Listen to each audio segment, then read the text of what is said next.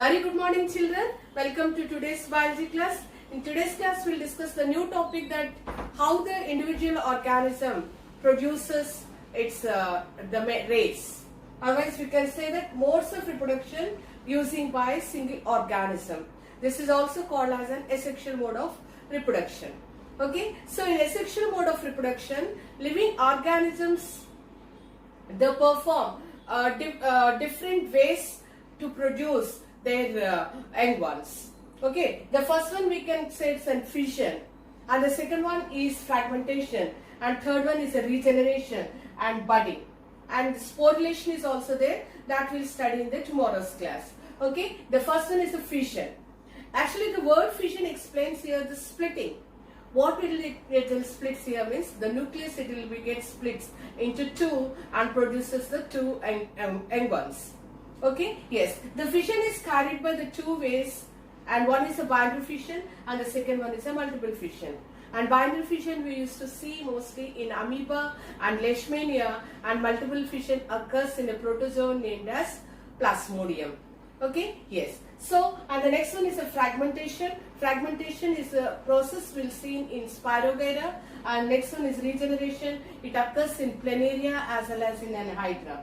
Whereas coming to the budding, budding also takes place in hydra as well as in the yeast. Okay children, let me explain about what is binary fission and where this binary fission it will be occur. I already said that fission means the splitting into two. Splitting into two. What it gets splits into two means nucleus gets splits into two. Okay. Yes, mostly this binary fission occurs in an unicellular organisms, and you know that the best example is an amoeba, and it used to live in an aquatic organism, mostly we'll see in the marine waters. Okay, whereas coming to this binary fission, what will happen means first the cell has you know that throughout the life this organism remains with the single cell.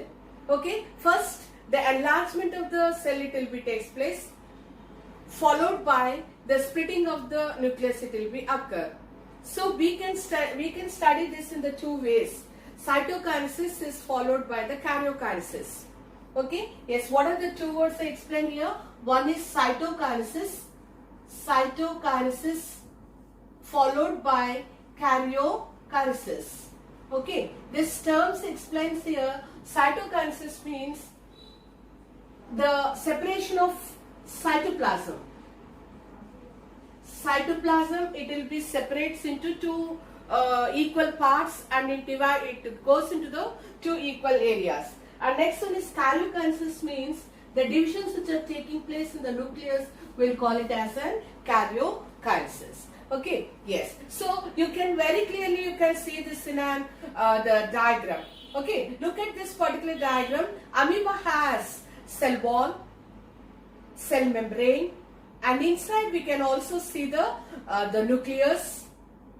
Around the nucleus we can see the cytoplasm, and cytoplasm consists of contractile vacuoles as well as the food vacuoles. This is the structure of the amoeba. You already studied in your previous classes. And they also have then projecting like structures, they are called as a pseudopodia, and that pseudopodia is help for the amoeba to collect the food products during the time of the nutrition.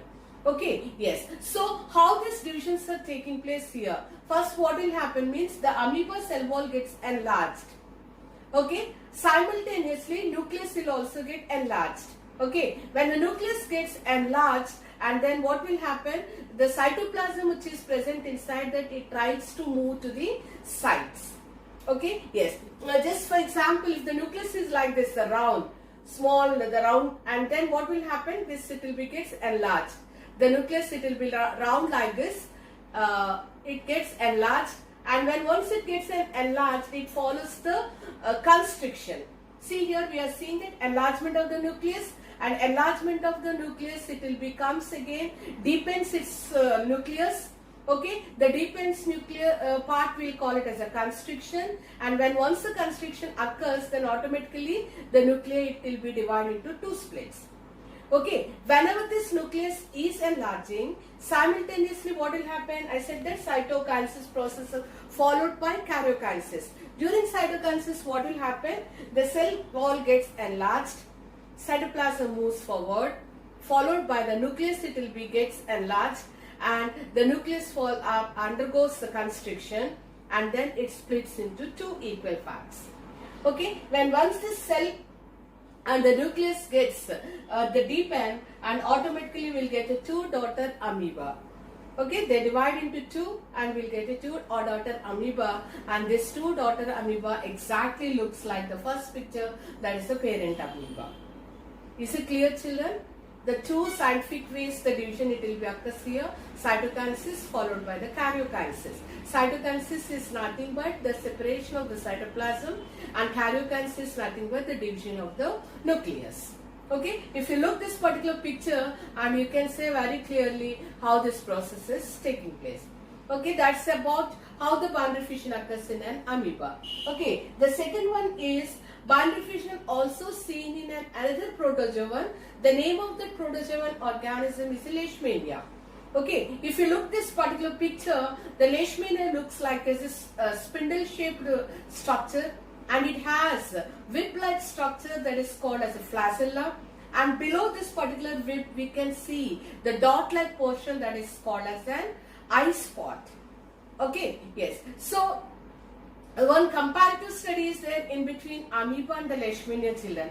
In Leishmania, the nucleus is dividing into two ways, I said, no? For example, if this is a nucleus, the nucleus it will be divided maybe any plane, like this, or this is a horizontal, and this is a vertical, or this is another. That's the reason the divisions of the nucleus in amoeba, it occurs in any plane. Whereas coming to the Leishmania, the divisions begins only in the specific orientation. What is the specific orientation? Look this particular diagram. From the eye spot, the divisions it will be begins. As a result, what will happen? This Leishmania divides into two regions. Okay, longitudinally, lengthwise the division occurs, even including flagella. Flagella also divides, and it produces the two daughter Leishmania, and they are just resemble like as a parent Leishmania. Okay, so like that in the binary fission is seen in two organisms. One is an amoeba and the second one is a Leishmania. Okay, yes. Whereas coming to the multiple fission, in name itself it is there. The divisions in nucleus occurs in many times. Many divisions it will be takes place. The best example for this multiple fission is Plasmodium.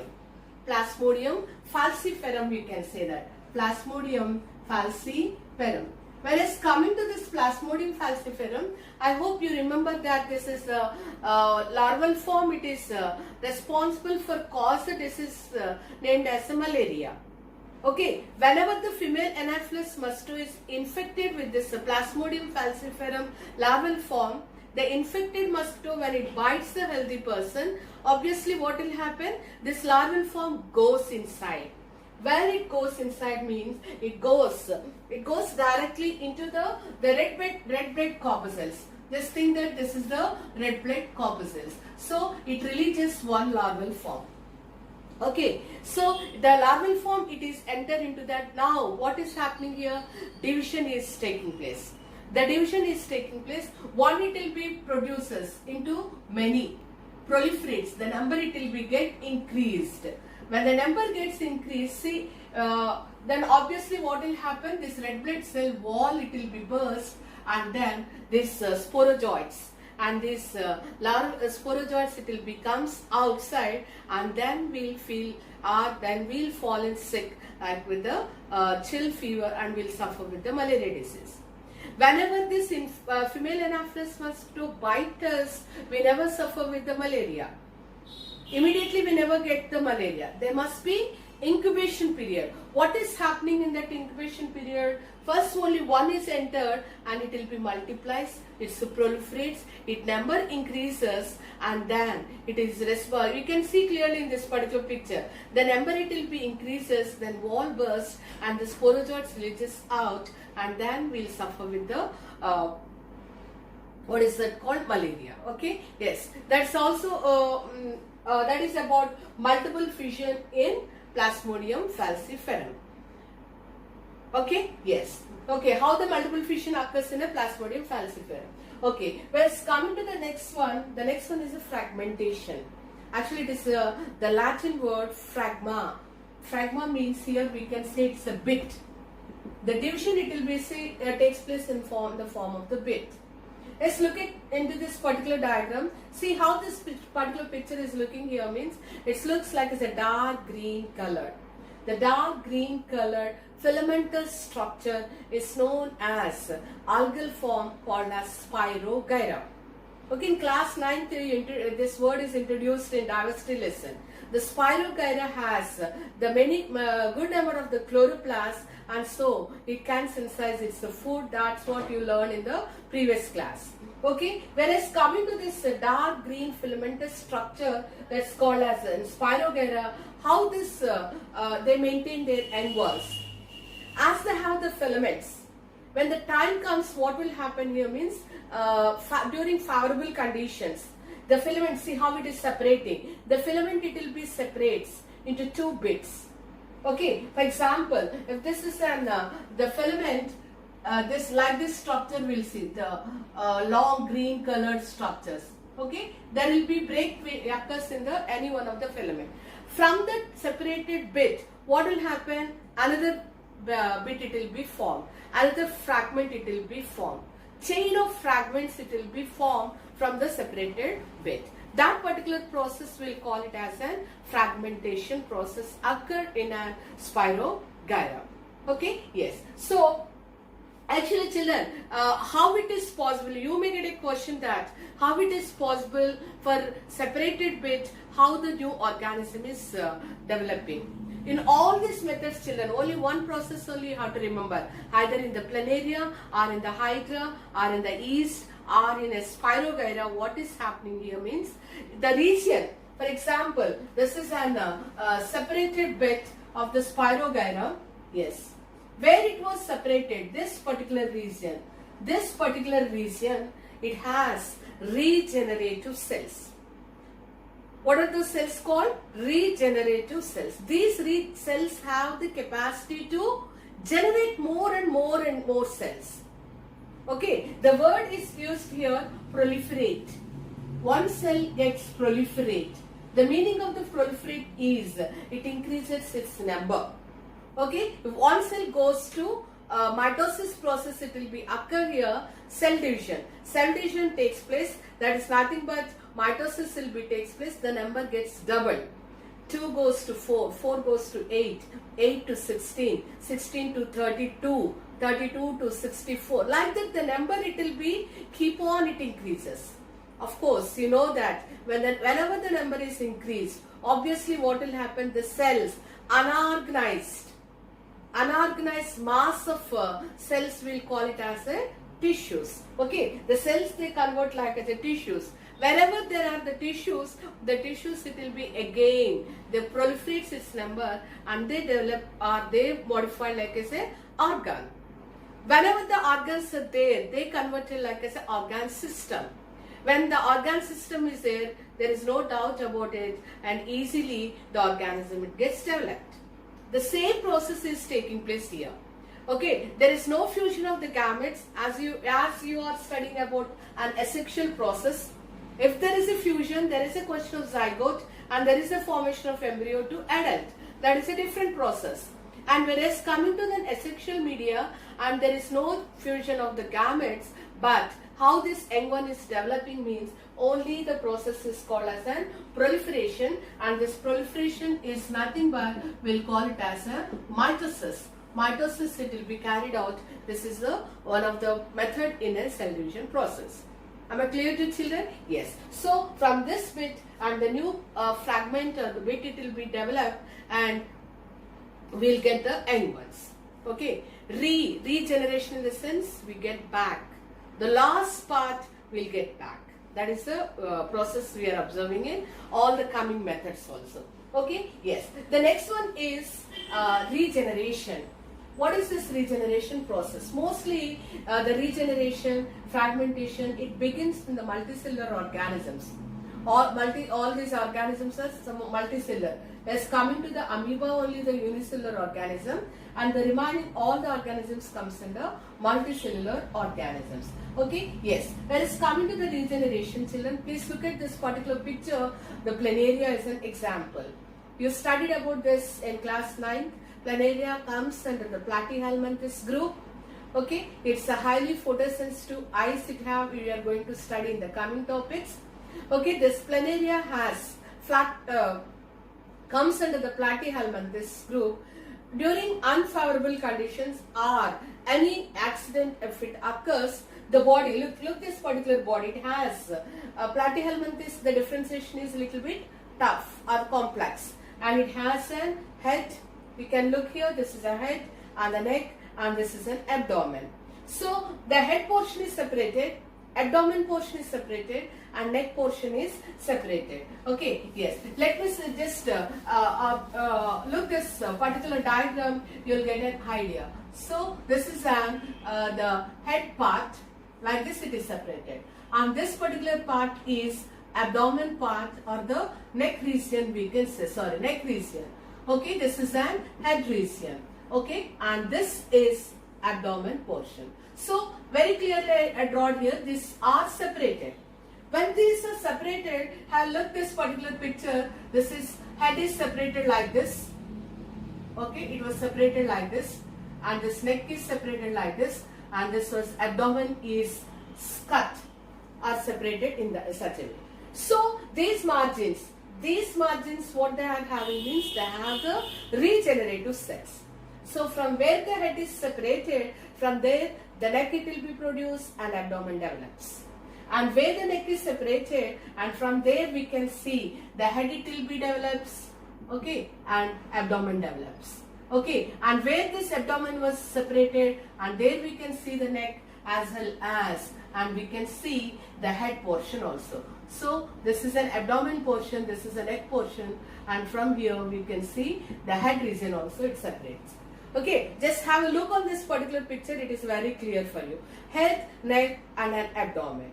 Okay, these three if you cut separated, and then automatically what will happen? Mitosis occur in these particular margins. The cell number gets proliferate, and then it will produces into the another new one.